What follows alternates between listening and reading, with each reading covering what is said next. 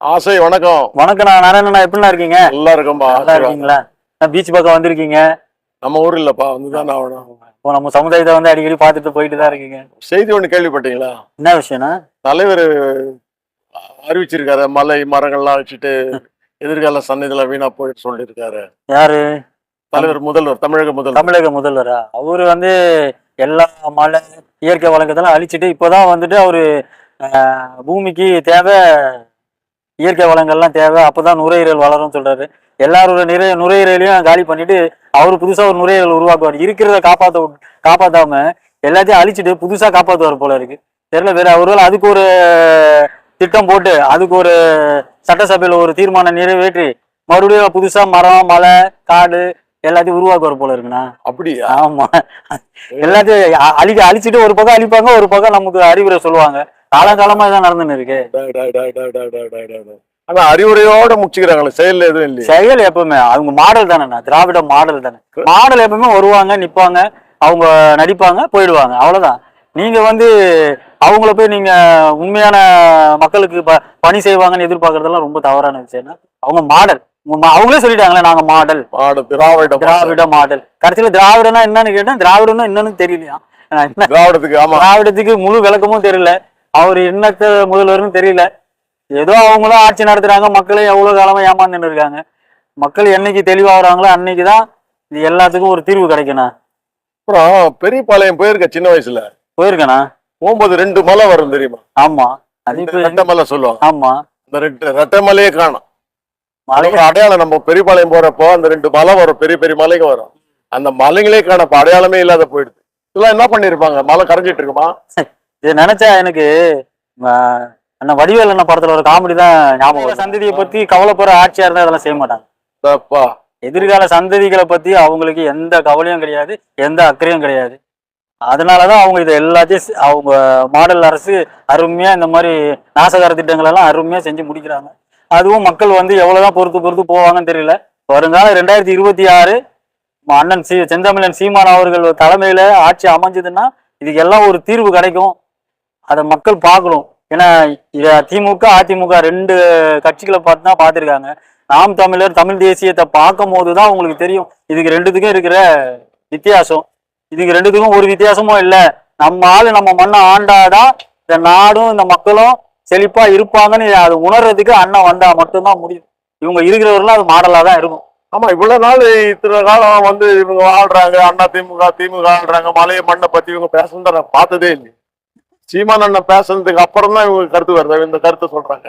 இப்போ அவங்க அரசியல் கடந்த ஒரு 10 ஆண்டுகளா அண்ணன் சொல்ற விஷயங்கள் மட்டும்தான் இந்த 10 ஆண்டுகளா அதிமுகவும் திமுகவும் மாறி மாறி ஒவ்வொரு அவங்கவுங்க ஆட்சி காலத்துல செய்யறாங்களே தவிர அவங்களுக்குன்னு சுய புத்தினே ஒண்ணு கிடையாது. இது அண்ணன் மேடைக்கு இதை சொல்லிட்டு இருக்காரு. மேடைக்கு சொன்ன வார்த்தைகளை தான் இப்போ ஒவ்வொரு திட்டமா கொண்டு வந்துன்னு இருக்காங்க. அது கொண்டு வர செயல்படுத்து, அது மாடல்னா மாடல். ஆமா, செய்வதை சொல்லுவோம் நாங்க, சொல்வதை செய்வோம், செய்வதை சொல்லுவோம் நாங்க. என்னாச்சு? அவங்க ஒரு சொல்றது மட்டும் தானே. அறிக்கைலாம் நிறைய கொடுத்தாரு. தேர்தல் அறிக்கையில 250 அறிக்கை, 300 அறிக்கை மேல கொடுத்தாரு. 540க்கு மேல அறிக்கைகள் கொடுத்தாங்க. இன்னும் ஒரு அமைச்சர் சொல்லுவாரு 90% முடிஞ்சிச்சு சொல்லுவாரு. தலைவர் சொல்லுவாரு, ஸ்டாலின் அவர்கள் சொல்லுவாரு 90 முடிஞ்சிச்சுன்னு. ஒவ்வொருத்தர் ஒவ்வொரு பர்சன்டேஜ் சொல்லுவாங்க. ஆனா முடிவா யாருக்கும் எந்த பர்சன்டேஜ்னு தெரியாது. ஏன்னா செஞ்சாதானே தெரியும் பர்சன்டேஜ். ஐயோ கடவுளே. ஆமா, இப்ப ஒரு 10 நிமிஷம் மழை பெஞ்சது தெரியுமில்ல? ஆமாண்ணா, ரோடெல்லாம் தண்ணியா இருக்குது. 4000 கோடி 4000 கோடி அண்ணன் சொல்ற மாதிரி பள்ளிக்கரணை ஏரிய அந்த சதுப்பு நிலத்தை போட்டு குப்பை மேடா போட்டு நாசம் பண்ணிட்டு அப்புறமா சென்னையில தண்ணி நிக்குதுன்னு அவ்வளோ இயற்கை கொடுத்த அரும்பெரும் கொடை பள்ளிக்கரணை ஏரி. அந்த ஏரியை போட்டு குப்பையை போட்டு அடைச்சிட்டு இது அவங்களாம் உண்மையிலேயே ஒரு ஒரு சாதாரணமா சிந்திக்கிற திறன் இருக்கா இல்லையானே தெரியலண்ணா. எப்படி இந்த மாதிரி ஒரு முடிவுலாம் எடுத்தாங்க? எந்த மாதிரியான அறிவுறுத்தல், எந்த மாதிரியான அறிவு இது? அது இருந்திருந்ததா எவ்வளோ தண்ணி, எல்லா தண்ணியும் கொண்டு போய் அங்க சேர்த்துருக்கு. அது குப்பை மேடா இருக்குண்ணா. அது பார்க்கும் போது அந்த பக்கம் போகும்போது வெறும் துர்நாற்றம். இது வராத நோயெல்லாம் வந்துடும்ண்ணா. நம்ம பீச்சிலேயே தண்ணி நிக்காது. பேஞ்சுது லைட் ஹவுஸ் கிட்ட மழை. அந்த மழையை வீடியோ எடுத்துருக்கணும். கண்டிப்பா 5 நிமிஷத்துல மழை நிக்குதுன்னா அது 4000 கோடி என்ன ஆச்சுன்னு. 4000 கோடி அவங்க வீட்டுக்கு போயிருக்கேண்ணா. அதை போய் இப்ப கேட்டீங்கன்னா நான் என்ன இல்ல, எவ்வளவு ஜனங்களுக்கு புரியாதா? என்னடா மழை வந்தோட இவ்வளவு கஷ்டப்படுறமே மிதக்கிறோம், கொஞ்ச நேரத்துல போட்டு எடுத்துட்டு போயிடுறாங்க இங்க இருந்து. சுதந்திரம் அடைஞ்சு 75 ஆண்டு ஆகி இன்னும் வந்துட்டு மழை நீர் சேகரிக்கிறதுக்கு ஒரு இடம் கிடையாது, ஒரு தண்ணி போய் சேர்றதுக்கு ஒரு இடம் கிடையாது. இன்ன வரைக்கும் 75 ஆண்டுகளா அவங்களும் வந்துட்டு ட்ரைனேஜுக்கு வருஷம் 4000 கோடி 3000 கோடி 2000 கோடி ஒதுக்கிட்டு தான் இருக்காங்க. அது யாருக்கு ஒதுக்குறாங்கன்னு தெரிய மாட்டேங்குது. இல்ல, இந்த தார் சாலையெல்லாம் போடுறாங்களே, தார் சாலை 1 இன்ச்சு தான் இவ்வளவுதான் போடுறாங்க. ஒரு வருஷத்துக்கு அந்த பட்ஜெட் போட்டு எடுக்கிறதுக்கு. ஆமாண்ணா, அது எப்படின்னா எலெக்ஷனுக்கு போடணும்னா அப்பப்போ வேணா வருஷம் அவங்க வந்து கணக்கு காமிக்கணும்ல, நாங்க ரோடு போட்டோம்னு அவங்க வருஷம் ஏன்னா நீங்க ஒரே தடவை 4 இன்ச்சு போட்டீங்கன்னா ஹைட் ஆயிடும், கரெக்ட் ஆயிடும். ஒரு இன்ச்சா போடுவாங்கண்ணா, வருஷத்துக்கு 1 இன்ச்சு போடுவாங்க. 5 வருஷத்துக்கு 1 இன்ச்சு, 5 இன்ச்சு. நான் மும்பை எல்லாம் போயிருக்கேன்பா. மும்பை சின்ன வயசுல போயிட்டேன், 80ல இருந்து போயிட்டு இருக்கு, தொடர்ந்து போயின்னு தான் இருக்கிறேன். அங்கெல்லாம் தார் ரோடே கிடையாது, சிமெண்ட் ரோடு தான். எங்க போனாலும் சிமெண்ட் ரோடு தான். ஒரே அடியா பீச் ரோட்ல சிமெண்ட் ரோடு போட்டாங்க. குறைஞ்சது ஒரு 20 வருஷமா அது வரும். தோன்றதுக்கு நம்மளுக்கு தேவையே இல்லை. எந்த தார் ரோடுனா ஒரு வருஷத்துக்கு வரும் துட்டு. ஒரு வருஷம் தான் நாங்க பட்ஜெட் போட்டு எடுக்கிறது வசதியா இருக்கும். ஆமா, தார் ரோடு ஒரே அடியா சிமெண்ட் ரோடு போட்டாங்கன்னாக்கா ஒன்றும் பண்ண முடியாது இல்ல. அதையே பண்ண மாட்டாங்க, எனக்கு ஒண்ணுமே புரியலையே. அது அந்த மாதிரி பண்ணிட்டாங்கன்னா அப்புறம் அவங்க ஆட்சியில் இருக்கிறது பிரயோஜனம் இல்லை. அப்புறம் திராவிட மாடல் ஆட்சி எப்படி நீங்க சொல்லுவீங்க? வருஷம் செஞ்சாதானே திராவிட மாடல் ஆட்சி. மக்களுக்கு நிரந்தரமா மக்களுக்கு ஒரு பயனை உருவாக்கணும்ன்ற அவங்களுக்கு திட்டமே கிடையாதுங்க. எல்லாமே பாத்தீங்கன்னா தற்காலிகமாக தான் செய்வாங்க. எப்பவுமே தற்காலிகமா செஞ்சு மக்கள் வந்து ஒரு தடவை அவங்க செய்யும் போதும் மக்கள் பார்த்துட்டே இருப்பாங்க, அவங்க செய்யறாங்க. நிரந்தர தீர்வு என்னைக்குமே கிடையாது. நீங்க எடுத்துக்கங்க, நம்ம ஊரே எடுத்துக்கங்க, நிரந்தர தீர்வு இருக்குன்னு பாத்தீங்களா? இல்ல, எதுவும் இல்லையே. இப்ப பாருங்க, நம்ம கிட்ட என்ன கேட்டாங்க, இந்த சாலை என்ன கேட்டாங்க? ஆமா, ஆசை ஒரு 2 மணி நேரம் கொடுங்கன்னு கேட்டாங்க. இப்ப என்ன நடக்குதுன்னு பாத்தீங்களா? எவ்வளவு வண்டி போகுது. நம்ம ஆளுங்க ஒரு கொஞ்சம் மாதிரி ஒரு ஒரு 2 அறிவு இருந்தாலாவது, 5 அறிவு வேணாண்ணா, 6 அறிவு கூட வேணாண்ணாரு, 2 அறிவு இருந்தாலாவது இந்த மக்கள் வலைக்கு போறாங்களே, அவங்க வந்து இந்த இடத்த இந்த ரோடை கிராஸ் பண்ணி தான் போகணும், அவங்க தொழில் செய்யணும், அவங்க வாழ்வாதாரம் இருக்கு, இதெல்லாம் யோசிக்காம இந்த மாதிரி இந்த ரோட மெயின் ரோடு ஆக்கிட்டாங்க. இது வந்து முக்கிய சாலையா ஆக்கிட்டாங்க, லூப் சாலைன்னு சொல்லி போட்டாங்க. இதனால நம்ம மக்கள் எவ்வளவு பாதிக்கிறாங்க? ரொம்ப பாதிப்பு. நம்ம கிராஸ் பண்ண முடியலையே, நாயே கிராஸ் பண்ண முடியல. 2 நாய் இறந்து போச்சு, வேற அடிப்பட்டு மனுஷன் இறந்தா என்ன ஆகுது? இல்ல, எத்தனை தடவை நம்ம அவங்க கவனத்துக்கு எடுத்துட்டு போற நடவடிக்கை எடுக்க மாட்டாங்க. ஒன்னொன்னு சொல்றேன், இங்க இருந்து மேம்பாலம் போய் ஜப்பானுக்கு போல, நான் கப்பல்ல வேலை செய்யற ஆளுல உலகம் ஃபுல்லா சுத்திட்டேன். ஜப்பான்ல எல்லாம் போனா மூளைக்கு பிரிட்ஜ் தான் குறைஞ்சது. அவங்களும் வெளிநாட்டுக்கு போயிருப்பாங்க, அரசியல் தலைவர் எல்லாம் போயிருப்பாங்க. அவங்க பார்த்து மேலை நாட்டுலாம் போயிட்டு வராங்க, அமெரிக்கா போயிட்டு வந்தாங்க, துபாய் போறாங்க, ஜப்பான் போயிருப்பாங்க, அங்க எங்கெல்லாம் போய் தானே வந்திருப்பாங்க. கண்டிப்பா எல்லா மேலையும் நாடு பாக்குறாங்கல்ல. அப்ப 96ல மேயரா வந்தப்போ 11 பிரிட்ஜ் கட்டினார். இப்ப நம்ம ஜனங்க கிராஸ் ஆகுது கஷ்டமா, ஓவர் பிரிட்ஜ் கட்டி இங்க இருந்து பட்டினப்பாக்கம் வரைக்கும் சீனிவாசபுரம் வரைக்கும் போயிட்டு அங்க இருந்து பழைய பிரிட்ஜ் கலவை கட்டினது. அது ஓட்டையாகி எத்தனை வருஷம் ஆகுது. அந்த பிரிட்ஜ் கண்டினியூ பண்ணி அப்படியே போன டிராபிக்கும் குறையும். ஓவர் பிரிட்ஜ் போனா நம்ம ஜனங்களுக்கு கீழே போறதுக்கு வசதியா இருக்குல்ல, அது பண்ணலாம்ல. அது அந்த மாதிரிலாம் நல்ல திட்டங்கள்லாம் செஞ்சுட்டாங்களா அவங்களுக்கு எப்படின்னா? அதெல்லாம் செய்ய மாட்டாங்க. நம்ம எதை நம்பிதான் ஓட்டு போட்டோம்? நம்ம ஓட்டு நீங்க எதுக்காக போட்டீங்க? நம்ம மக்கள் வந்துட்டு அறியாமலையும் இயலாமலையும் இருக்காங்கண்ணா, வறுமையிலே வச்சிருக்காங்க. ஒண்ணு என்ன, முதல்ல ஏமாத்துவாங்க, அரசியல்வாதிங்க ஏமாத்துவாங்க, அதுல ஏமாறுவாங்க. அதுக்கப்புறம் என்ன, திரை கவர்ச்சி வைப்பாங்க, ஏதோ சாராயம் இருக்குது, ஃபுல்லா ஒயின் ஷாப் டாஸ்மார்க் வச்சு வியாபாரம் பண்ணுவாங்க. அப்புறம் என்ன பண்ணுவாங்க, இந்த மாதிரி மக்களை வந்து டைவெர்ட் பண்றதுக்காக பல திட்டங்களை வச்சிருக்காங்கண்ணா. ஒரு விஷயம் நடக்குதுன்னா அந்த விஷயத்தை பத்தி மக்கள் பேசினாதான் புதுசா மக்களுக்கு பரவும். அதை பேச விட மாட்டாங்க, உடனே வேற ஒரு விஷயத்த கொண்டு வந்து மக்களை இப்ப இருக்கிற விஷயத்த மறக்கடிச்சிருவாங்க. இது காலங்காலமா நடக்கிறது தானேண்ணா. இது காலங்காலமா நடக்கிறதுனாலதான் இவங்க 2 பேரும் மாறி வராங்க. இது நடக்கலன்னு வச்சுங்களேன், இவங்களை என்னைக்கும் மக்கள் தூக்கி எறிஞ்சிருப்பாங்க. மக்களை வந்து எப்பவுமே ஒரு குழப்ப நிலையிலேயே வச்சிருக்காங்கண்ணா.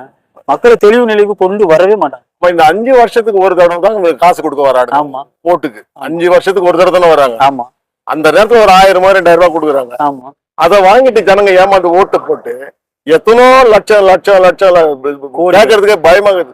இன்னும் நம்ம 1 கோடி பார்க்கலாம், நல்லா 3 வேளை நல்லா தான் சாப்பிடுறோம். 1 கோடியே பார்க்கல, 3 வேளை நல்லா சாப்பிடுறோம், நல்லா ஆரோக்கியமா இருக்கிறோம், போறோம் வரோம், துணியை போடுறோம். 1,00,000 கோடி வச்சுட்டு என்ன பண்ணுவோம்? இல்ல 1,00,000 கோடின்ற பயமா இருக்குது.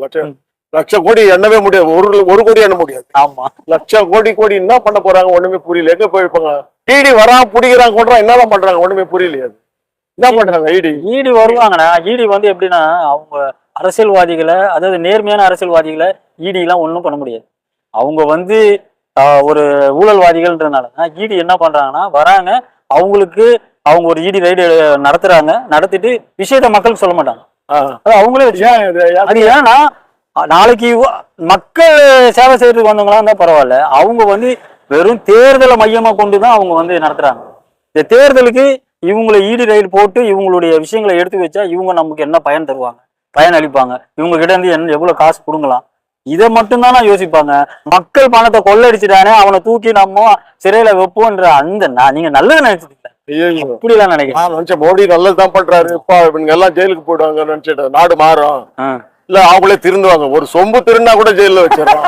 பஸ்ல பிக்பாக்கெட் அடிச்சா துட்டு எடுக்கிறான்னு எடுக்கல அவனை தூக்கி ஜெயில போடுறானுங்க. காஞ்சி போனவெல்லாம் பிடிச்சி ஜெயில போடுறானுங்க. ஆமா, ஊழல் செய்யறான்னு தெரியுது, கண்ணுக்கு தெரிஞ்சு தெரியுது. புரியுதுங்களா? எல்லா அமைச்சருமே தெரியுது, எல்லாருக்குமே தெரியுது, ஜனங்களுக்கும் தெரியுது, எல்லாருக்கும் தெரியுது. திரும்ப திரும்ப இவங்களுக்கு எதுக்கு ஓட்டு போடுறாங்க? இதுக்கு என்ன சொல்றதுன்னா, நம்ம மக்களுக்கு, தமிழ்நாட்டு மக்களுக்கு என்னன்னா, இவ்வளவு காலம் வந்து இப்போ உங்களையும் எடுத்துங்க என்ன எடுத்துங்க, நம்ம 2 பேருமே திராவிட கட்சியில தான் வந்தோம். எங்க அப்பாவும் திராவிட கட்சியில தான் இருந்தாரு, நீங்களும் திராவிட கட்சியில பாரம்பரியமா இருந்து வந்தவங்க தான். நம்ம அதுக்கப்புறம் தான் நம்மளே இப்பதானே உணரும். நம்மளே அண்ணன் 2009-10 நாம் தமிழர் கட்சி ஆரம்பிச்சு, அதுக்கு அதை 2009 நடந்த அந்த இனப்படுகொலை இதெல்லாம் நம்ம பேஸ் பண்ணி பார்க்கும் போதுதான், நம்ம இனத்தை அழிச்ச அப்புறம் தான் நமக்கே வந்து அந்த எண்ணம் வருது. ஆஹா, நம்ம இவ்வளவு பெரிய தப்பு பண்ணிட்டோமேன்னு சொல்லிட்டு எண்ணம் வந்து நம்ம அப்புறம் தான் வெளியே வரும். ஸோ இது வந்து மக்கள் வந்து, சில மக்கள் வந்து அவங்க அடிப்படையிலேயே வந்து ஏழ்மை நிலையிலே இருக்காங்கன்னா, அவங்கள வந்து இன்னும் வந்து அவங்க தற்காத்து கொள்வதுக்கே அவங்களால முடியல. அதனால என்ன பண்றதுன்னா, நிகழ்கால தேவை என்னவோ அந்த நிகழ்கால தேவைக்கு அவங்க வந்துட்டு உணர்ச்சி வயப்பட்டு அவங்க அந்த நிகழ்கால தேவையில விழுந்துடுறாங்க. நம்மளுடைய எதிர்கால சந்ததிகள் எப்படி இருக்கும், எப்படி வளரணும், கல்வி எப்படி இருக்கணும், மருத்துவம் எப்படி இருக்கணும், சாலை எப்படி இருக்கணும், மக்களுடைய அடிப்படை தேவைகள் எப்படி இருக்கணும், இதை பத்திலாம் அவங்க வந்து இல்ல யோசிக்கிறதுக்கே நேரம் இல்லை, யோசிக்க வைக்க. இதுதான் இவங்க இந்த திராவிட ஆட்சிகளுடைய சாதனையே இதுதான். ரொம்ப லேட்டா பார்த்தேன். அதுவும் நாம் தமிழர்ல வந்து கலந்தாய்வு கூட்டம் போடுறப்பதான் உன்னை சந்திச்சேன்.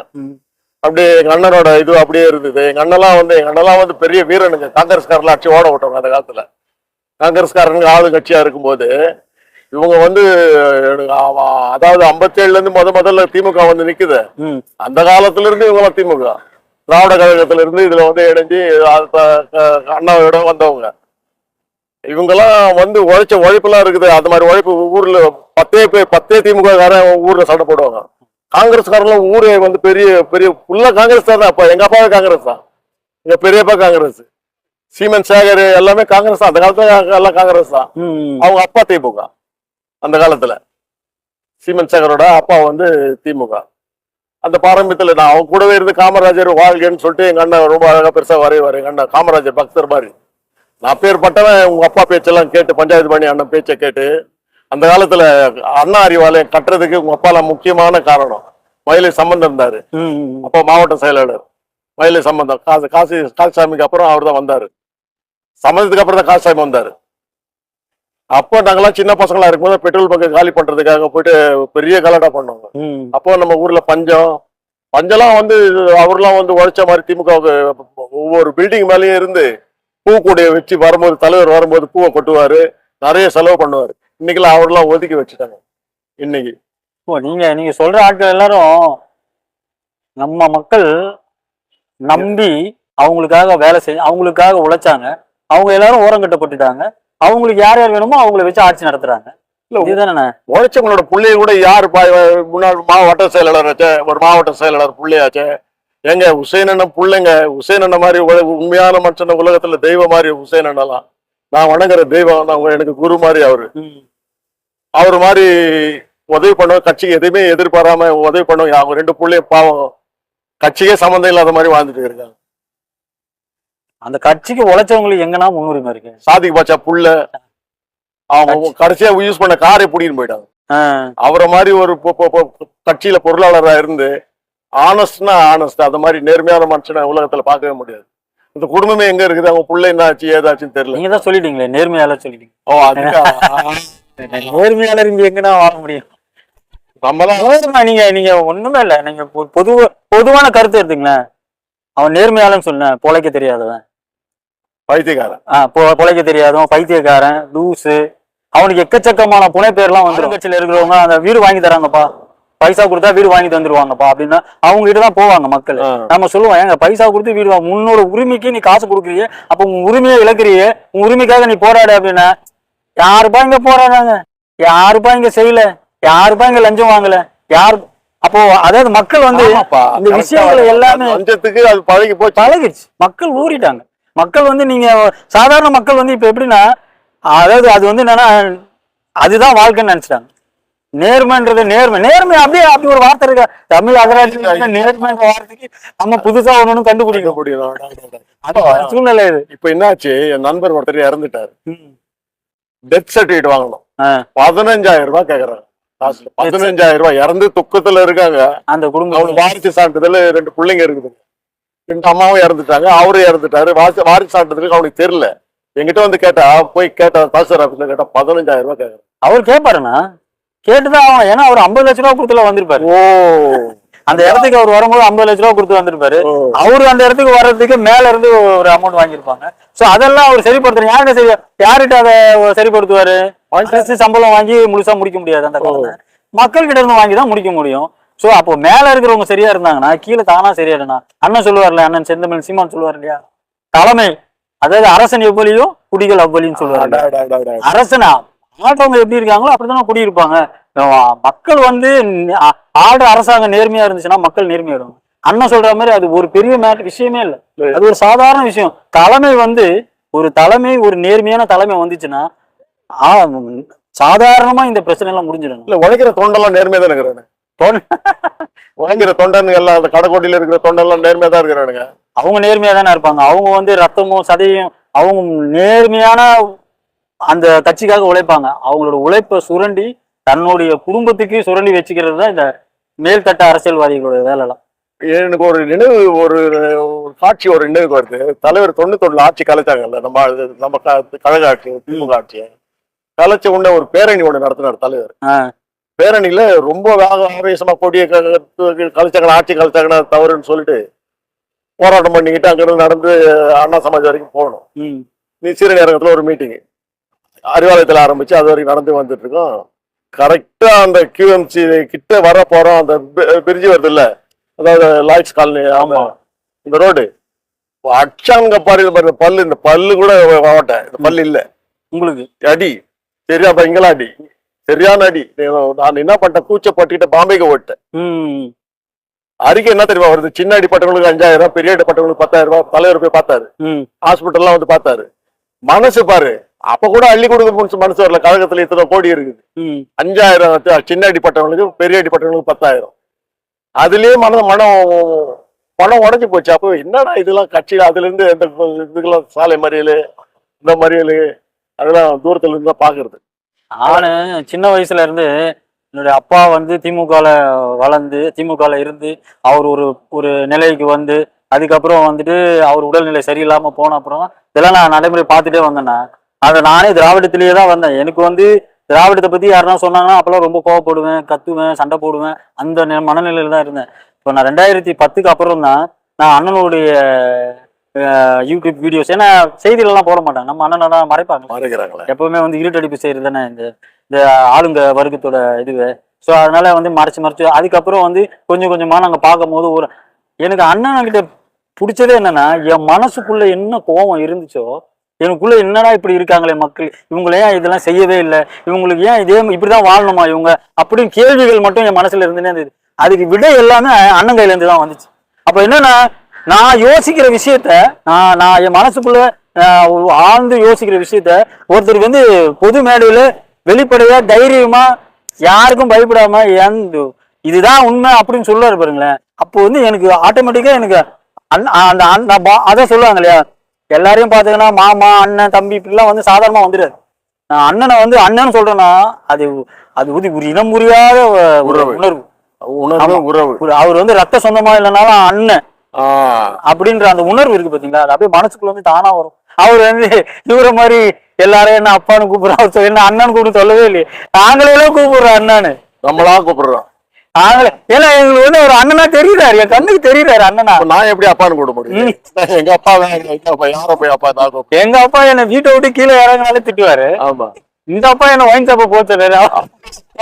அவரு எப்படி டாஸ்மார்க்கு போன்னு சொல்லுவாரு. 6 மணிக்கு காலையில என்ன பண்ணுவாருன்னு, காலையில எழுந்து என்ன எல்லாரும் அப்பான்னு கூப்பிடுங்க, போதையின் பாதையில் செல்லாதீர்கள் அவர் சொல்லுவாரு. மீட்டிங் போவாரு. அங்க போனா என்ன சொல்லுவாருனாக்கா வந்துட்டு இப்போ வந்து டாஸ்மார்க்குடைய வருமானம் குறைவா இருக்கு, அதை எப்படியாவது நீங்க உயர்த்துங்க அப்படின்னு சொல்லிட்டு அங்க போய் திட்டம் போடுவாரு. உங்களுக்கு புரியுதுங்களா? உங்களுக்கு இங்க வந்து நடிப்பாரு, அங்க வந்து அவர் ரியல் உருவத்தை காட்டுவார், உண்மையான ரூபத்தை காட்டுவாங்க.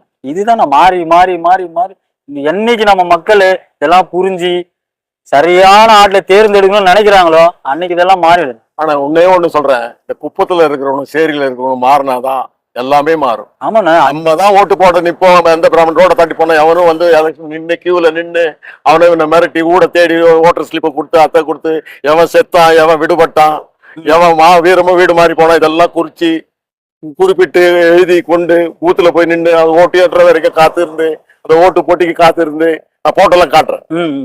96 தலைவர் மேயர் நினைக்கும் போது எவ்வளவு உழைச்சாங்க. இங்க இருந்து சீனிவாசபுரத்துல இருந்து தூக்கிட்டு அப்ப சம்பந்தம் மதிமுகல போயிட்டு வந்து சேர்றாரு. அப்போ சம்பந்தம் அவரை பிடிச்சி கத்துறேன், நாங்க தான் டான் மாதிரி இருப்போம், நாங்க தலைவர்ஸ் எல்லாம் இங்கே வந்த போய் அங்க போயிட்டு மதிமுகல போயிட்டு இங்க வந்து சேர்த்துட்டு அந்த பிலிம் கட்டுறேன்னு சொல்லிட்டு அப்புறம் தலைவர் உள்ள போறோம், இட்டுட்டு போறோம். ஸ்டாலின் தலைவர் இப்ப தலைவர் இட்டுட்டு போறோம். சீனிவாசபுரத்துல ஊர் கோவில் கட்ட துட்டு கொடுத்தா உள்ள வரேன்னு மாடிக்கிட்டாங்க. ஏன் வீட்டு துட்டு எல்லாம் தமிழரசு சாட்சி. அப்ப தமிழரசு வட்ட செயலாளர் மனோகர் கோமதி எல்லாமே சாட்சி. என் வீட்டை துட்டை கொடுத்துட்டு நம்ம ராமலிங்கம் இருக்காருல்ல, முன்னாள் பகுதி துணை செயலாளர், அவரு நம்ம குரூப்பை வச்சு அடிச்சு தூக்கிட்டு போற உள்ள எல்லாரையும் அடிச்சுட்டு அந்த போட்ட வைத்தியோட ராகவ பொண்டாட்டி ரொம்ப வெறி பிடிச்சா அதிமுக அதை அடிச்சுட்டு தலைவரை தூக்கிட்டு போயிட்டு ஒரு ரவுண்ட் அடிச்சு இட்டுக்குன்னு போயிட்டு வரோம். நான் வந்து செய்தேன்னு சொல்லிட்டு யார்கிட்ட முகத்தை காட்டிக்கிறேன்.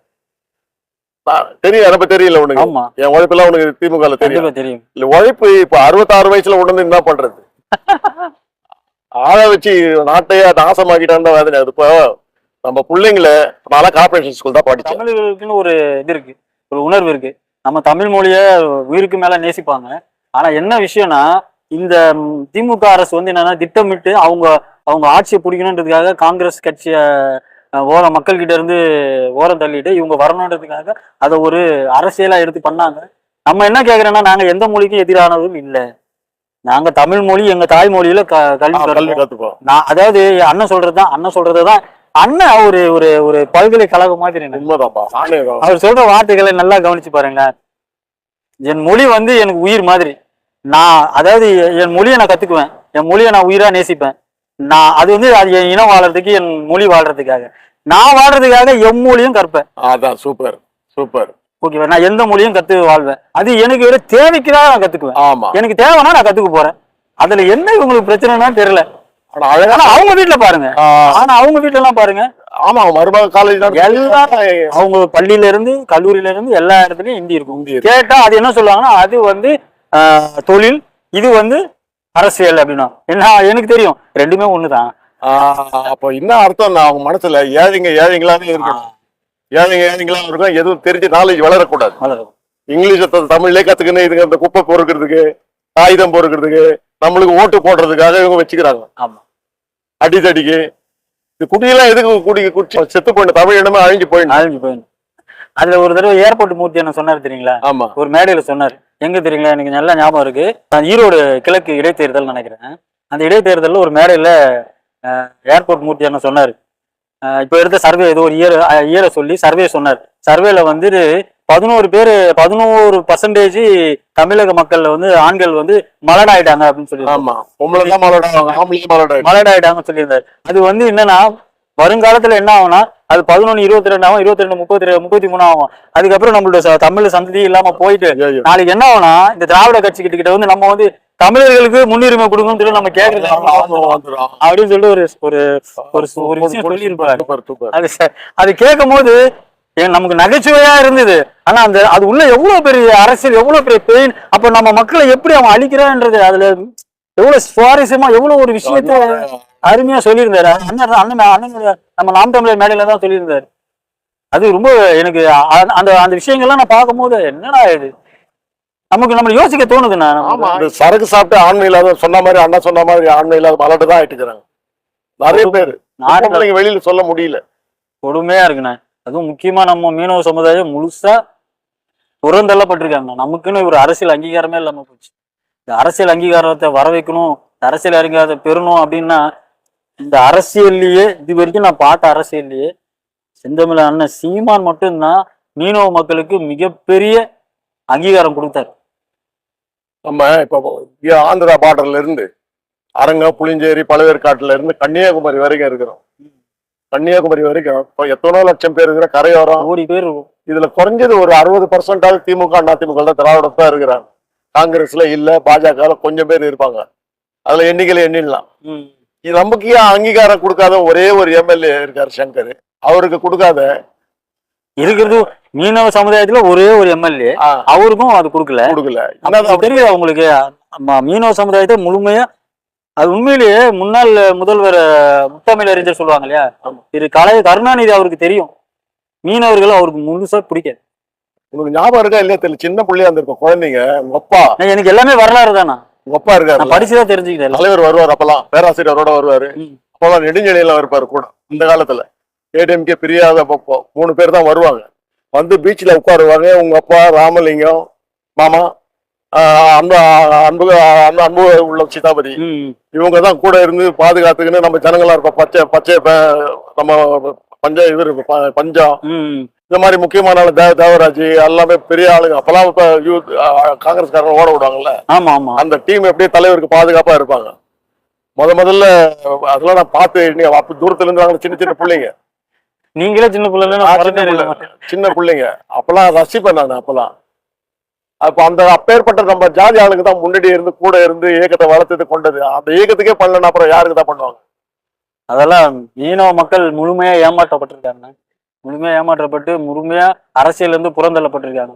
நமக்குன்னு ஒரு அரசியல் அங்கீகாரம் இல்லையே. இன்னைக்கு இந்த வீடு எல்லாம் நம்ம இடத்த வாங்கிட்டு, ஆனா 2 கிரவுண்டு 2000 ஸ்கொயர் ஃபீட்ல இருந்த வீடுனா, அப்பா வந்து திமுக மேல இருந்த பற்றால இந்த நொச்சிக்குப்பத்தை அப்பதான் வந்து முதல்ல குடிசை மாற்று வாரியம் கொண்டு வந்தாங்க. ஆமா, குடிசை மாற்று வாரியம் கொண்டு வந்துட்டு அப்ப வந்து அப்பா வந்து திமுகவுடைய ஆதரவாளர். அதனால என்ன பண்ணாரு, அவங்க அந்த திட்டத்தை கொண்டு வராங்க, நம்ம வந்து இடத்தெல்லாம் கொடுக்கணும்னு சொல்லிட்டு நம்மளுடைய சொந்த நிலத்தெல்லாம் கொடுத்துட்டு ஒரே ஒரு வீடு அரசாங்க வீடு கொடுத்தாரு. அதுவும் என்ன, புறா குண்டு மாதிரி ஒரு வீடு 400 ஸ்கொயர் ஃபீட்.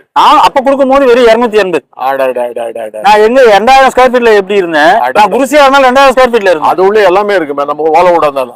அது எனக்கு அந்த 2280 ஸ்கொயர் ஃபீட் வீட்டுக்குள்ள கொடுத்துட்டு, இன்னைக்கு அந்த குடும்பம் எப்போ 45 வருஷத்துக்கு முன்னாடி கட்டின பில்டிங்கு வீடு, அதுக்கப்புறம் என்ன பண்றாங்க, 40 வருஷம் கழிச்சு அதெல்லாம் பழுது அடைஞ்சு போச்சுன்னு சொல்லிட்டு மறுபடியும் இடிச்சுட்டு கட்டுறாங்க. அப்ப 40 வருஷமா நீ கொடுக்கும் போது இருந்த அதே குடும்பம் தானே இருக்கும். ஒரு குடும்பத்துல அண்ணன், தம்பி, குழந்தைங்க எல்லாம் பிறக்காதா? அவங்க எல்லாம் எங்க போவாங்க? நீங்க வந்து இதை கொடுத்ததுனால, நீங்க 2000 ஸ்கொயர் ஃபீட் வீடு இருந்ததுன்னா நான் மேல கட்டி வாழ்றேன். இன்னைக்கு நான் என்னால வாழ முடியலையே. நான் உங்ககிட்ட வந்து கையால வச்சிட்டீங்களே, வாரிசு வீடு கொடுப்பீங்களா, விரிவடைந்த குடும்பத்துக்கு வீடு கொடுப்பீங்களா, உங்ககிட்ட கையால வச்சுட்டீங்களே. உங்களுடைய திட்டத்தை அருமையா செயல்படுத்தி உங்க மேல உண்மையான ஈடுபாடோட இருந்த உண்மையான கட்சி தொண்டனை எல்லாரையும் பச்சை துரோகம் பண்ணி ஏமாத்தி வச்சிருக்கீங்களே. நாங்க சொந்த வீட்டுல இருந்த எங்களை எல்லாரையும் அரசு வீட்டுல ஆக்கிட்டு எங்கெங்க இருந்து வந்தவங்க எல்லாம் இன்னைக்கு சொந்த வீட்டுல இருக்கிறாங்க. நம்ம துரோகம் பண்ணல, அவங்க துரோகம் பண்ணதாதான் வெளியே வந்தோம். அதுதான் புரியுதா? அவங்க மட்டும் வாழணும்னு நினைக்கிறாங்க. எங்கே இருந்து ஏவாவே கட்சினே என்னன்னு தெரியாது, KKSSR அவன் இவன் அதிமுக வாழ்ந்தோம், இங்கேயும் வந்து வாழ்றான். செந்தில் பாலாஜி மேல இவரே கேஸ் போட்டாரு. போக்குவரத்து இதுல காசு வாங்கிட்டு அவரே சிறையில போடணுன்ட்டு கோவையிலே போயிட்டு போராட்டம் பண்ணாரு. அவரே கட்சியில அவன மாதிரி வந்து அவங்க இடுமாவனம் கார்த்திக் சொல்ற மாதிரி திமுகல ஒரு வாஷிங் மிஷின் வச்சிருக்காங்க, பிஜேபியில ஒரு வாஷிங் மிஷின் வச்சிருக்காங்க.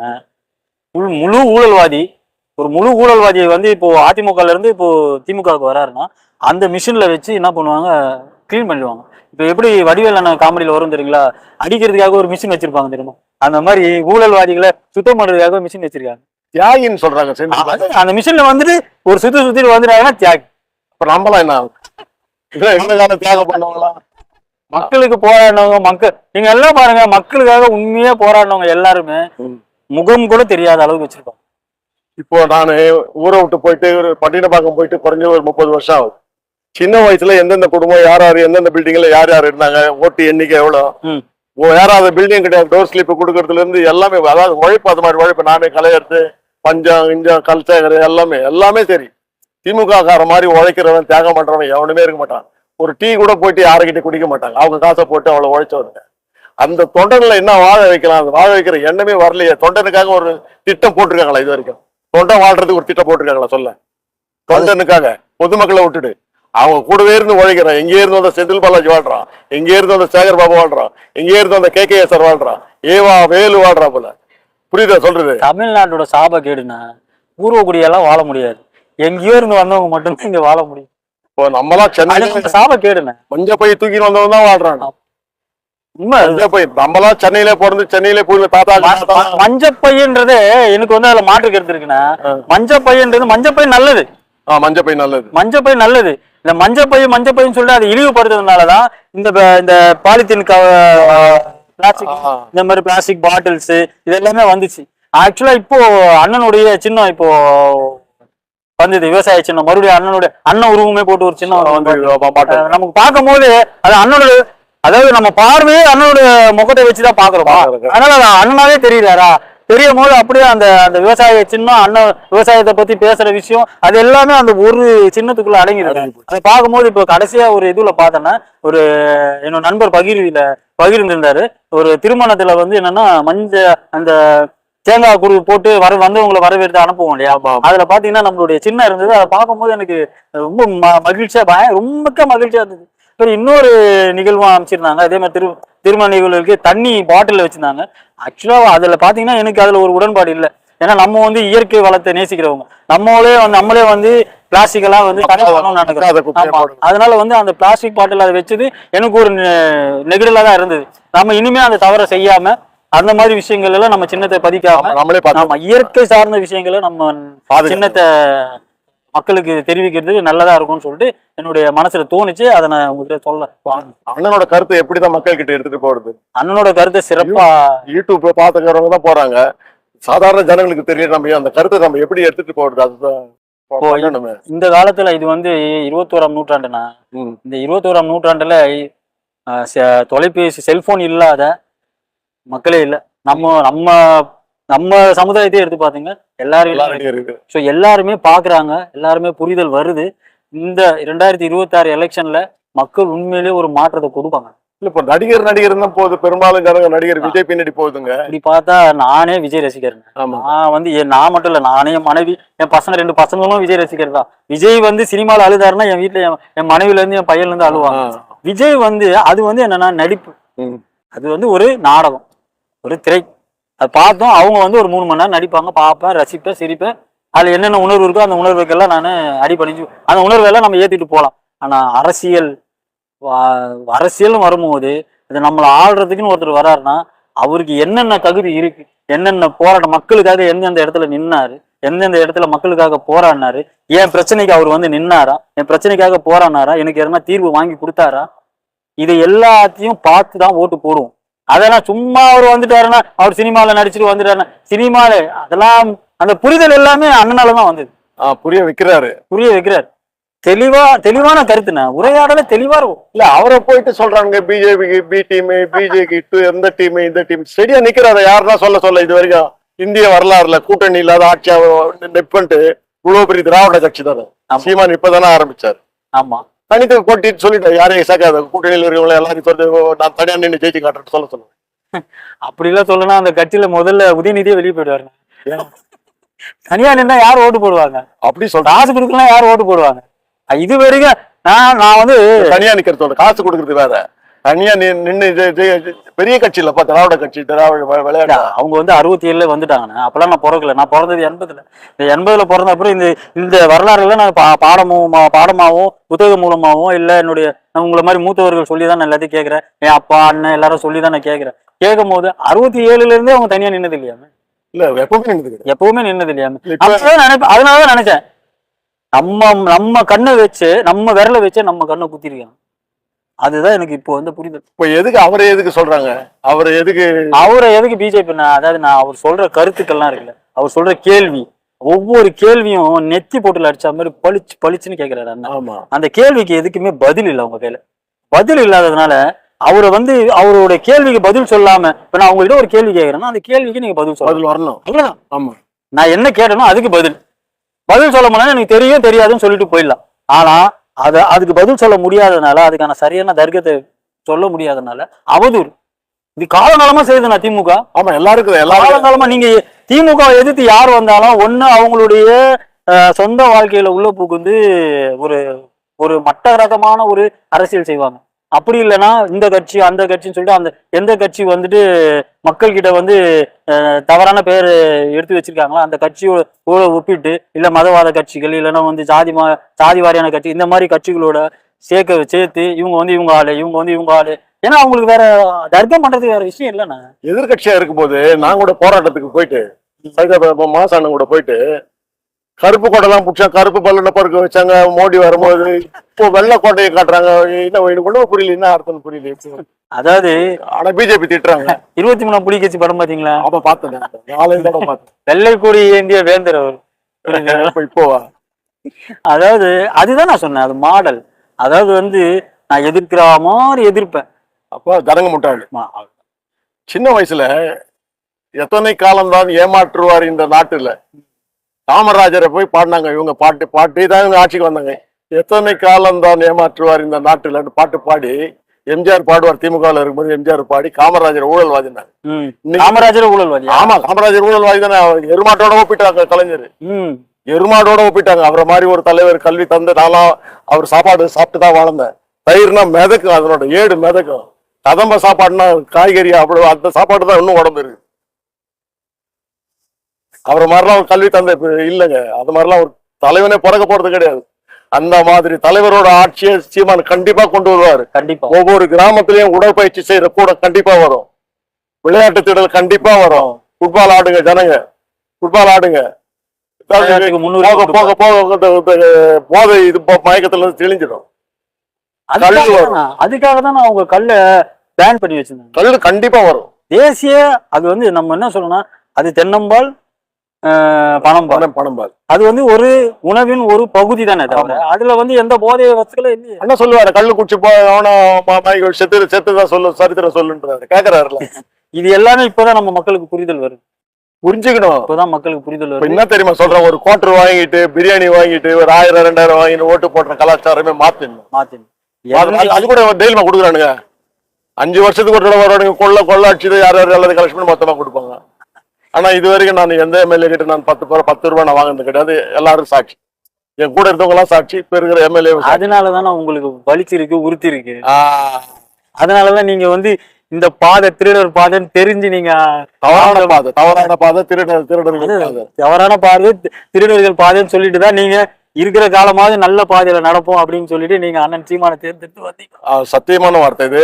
நான் யூடியூப்பை பார்த்து என்னடா மோடி இடி அமுச்சு புடிச்சிட்டே இருக்காரு, எல்லாம் காலியாயிடும், கூடாரம் காலி ஆயிடும், நல்ல தலைவருங்க வருவாங்கன்னு சொல்லிட்டு தான் நான் எதிர்பார்த்துட்டு இருக்கேன்.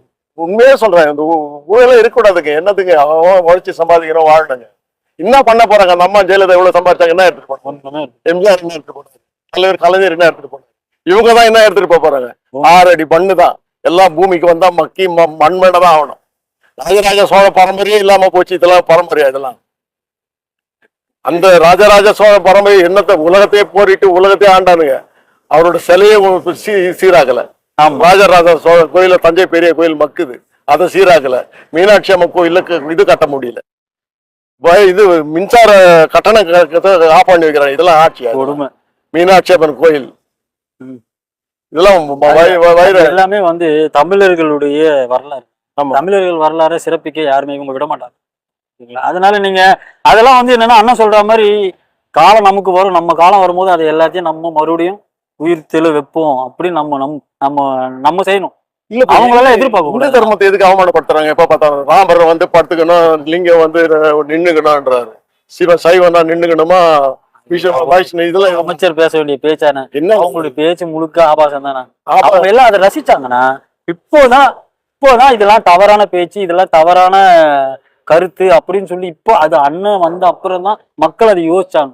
இல்லைன்னா இன்ன வரைக்கும் அவர்தான் சொல்றாரு, இதெல்லாம் பேசிதான் பொன்முடிதான் தெளிவா சொல்றாரு, இதெல்லாம் நாங்க பேசிதான் நாங்க எங்க கட்சியை வளர்த்தோம்னு அவர் சொல்ற வார்த்தை. எங்க அந்த ஆளு 89 தாக்க வந்தேன். வேற இதுல இருந்து அந்த இதுல திமுக வந்து 89ங்களா? நான்லாம் வந்து 77 வந்துட்டேன். உள்ள சின்ன பையில 17 வயசுல வந்துட்டேன். புரியுதுங்களா? எந்த ஊர்ல இருந்து விழுப்புரத்துல இருந்து வந்து இங்க வந்து அவன் வந்து எத்தனோ லட்சம் எத்தனோ கல்லூரி எவ்வளவு என்ன பண்ண போறான்னு ஆகணும் தம்பி. கண்டிப்பா மாத்திடுவோம்னா மாத்தணும் ஜனங்க. கண்டிப்பா 2026 சட்டமன்ற தேர்தல்ல நம்ம பகுதியில நம்ம தமிழ்நாடு முழுக்க நம்ம பகுதியில சிறப்பா வேலை செஞ்சு வச்சிருக்கோம். 2026ல மயிலாப்பூர் பகுதியில நம்ம கண்டிப்பா வெற்றி பெறுவோம். அதே போல தமிழ்நாடு ஃபுல்லா எல்லா நாம் தமிழர் உறவுகளும் சிறப்பா வேலை செஞ்சிருக்காங்க. இப்ப கடைசியா வந்து இப்போ புதுசா அண்ணன் சொன்ன அறிவுறுத்தல் சின்னத்தை முழுமையா சேர்க்க வேலை செஞ்சுட்டு இருக்கோம். அதை முழுசா சேர்த்துருவோம் விரைவில். அது இப்போ வந்து அந்த பூத்து கமிட்டி அந்த ஒர்க் எல்லாம் நடந்துட்டு இருக்கு. எல்லா ஒர்க்கும் எல்லா பணியும் சிறப்பா நடக்குது. விரைவில் முடிச்சு 2026 சட்டமன்ற தேர்தலில் நாம் தமிழர் கட்சி வெற்றி. அண்ணன் தென்தமிழன் சீமான் வந்துட்டு முதல்வர் அண்ணன் கனவு சொல்லுவார், முதல்வர் நாற்காலியில் நான், என் பின்னாடி என் தலைவன் படம். அதை கேட்கும் போது அப்படியே நமக்கு அந்த உடம்பு அப்படியே வைப் ஆயிட்டேன். எனக்குலாம் அப்படியே அந்த வேர்டு கேட்கும் போது எனக்கு புள்ள அரிச்சிடும். எனக்கு அப்படியே அது அப்படியே நான் உடனே எனக்கு என்னன்னா என் கண்ணில் அப்படியே கற்பனை ஓடும். ஆனா நான் அப்படி உட்கார வச்சு அப்படி பார்ப்பேன். நானே அதை பார்த்து அப்படியே எனக்கு அப்படியே அது கற்பனை வரும்போது உங்களுக்கு உடம்பு சில்லு. கண்டிப்பா இல்லன்னா நம்ம ஏன் ஒண்ணு நடந்தா அப்படின்னு நினைப்போம் பாத்தீங்களா? அப்படியே அப்போ நினைப்பேன், இந்த மக்கள் ஏன் திருந்தாம இருக்காங்களே தெரியலையே, மக்களே தயவு செய்து கொஞ்சமாவது புரிஞ்சுக்கங்க அப்படின்னு அந்த உணர்வு அப்பதான் வீடு கோபமா ஆகுது எனக்கு. அந்த நேரத்துல இங்க உண்ணாவிரதம் இருந்தாங்க தெரியுமா, 2 பொண்டாட்டி நானு தலைவர் எல்லாமே நானும் அந்த உண்ணாவிரதம் கலந்துக்கினேன். இங்க உண்ணாவிரதம் இருக்காரு, அங்க சாவடிக்கிறேன். துணைவியார் மனைவி துணைவி இந்த மாதிரி வாழ்க்கை யாருக்குன்னா கிடையாது. என்ன போனா சரிண்ணா, நாடும் மக்களும் நல்லா வரட்டும் ஆட்சியில. அதுதான் நம்ம வர வச்சே காட்டணும். கண்டிப்பா வந்துடும்ண்ணா. சரிண்ணா, பாப்போம், இன்னொரு நாள் பாப்போம். நன்றி, பார்த்து ரொம்ப சந்தோஷம்ண்ணா. ஓகே, வரட்டுங்களாண்ணா? ஒரு புள்ளியாச்சா? வரேன் கண்டிப்பா. வெரி குட், வாழ்க வளமுடன். தேங்க்யூண்ணா, நன்றிண்ணா.